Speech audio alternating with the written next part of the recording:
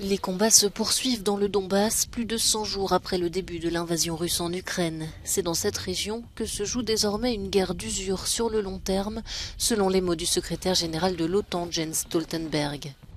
Mais malgré les avancées russes, les Ukrainiens résistent, notamment dans la ville de Severodonetsk, où les soldats de Moscou auraient été en partie repoussés selon le gouverneur de la région de Louhansk, Serhiy Haidai.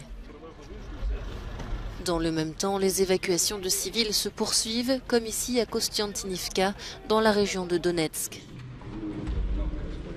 En visite dans un hôpital de Kiev vendredi pour remercier les soignants, le président ukrainien Volodymyr Zelensky a assuré que l'Ukraine remporterait la victoire.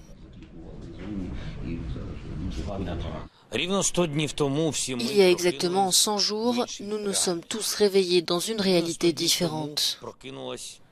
Lorsque les Ukrainiens sont réveillés non pas par les rayons du soleil, mais par les explosions de missiles qui frappent nos maisons, alors ce sont des Ukrainiens complètement différents qui se réveillent. Depuis 100 jours et après 8 ans, nous nous battons pour ces 3 mots. Paix, victoire, Ukraine.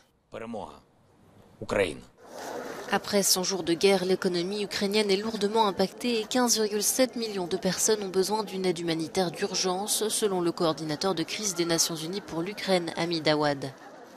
Pour Volodymyr Zelensky, l'Ukraine a besoin de 5 milliards de dollars par mois pour continuer à fonctionner.